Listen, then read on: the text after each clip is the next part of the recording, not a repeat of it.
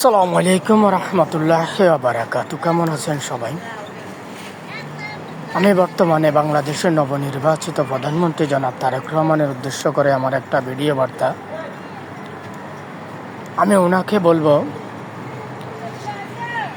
জিয়াউর রহমানের মৃত্যু থেকে শিক্ষা নিন।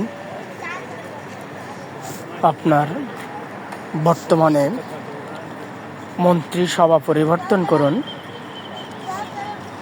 শাহাবুদ্দিন চুপ্পুকে বহিষ্কার করুন,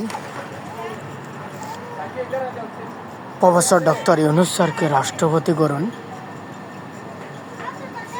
যদি আপনি আপনার বাবার মতো দেশপ্রেমিক হয়ে থাকেন, তাহলে এই কাজটা করতে ভুল করবেন না।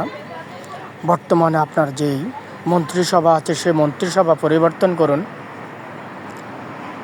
প্রফেসর ডক্টর ইউনূস স্যারকে রাষ্ট্রপতির দায়িত্ব দিন, শাহাবুদ্দিন চুপ্পুকে বহিষ্কার করুন।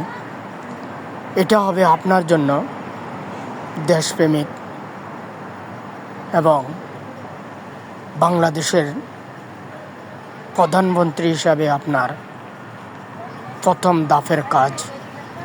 তো সবাই ভালো থাকবেন, সুস্থ থাকবেন। আল্লাহ হাফেজ।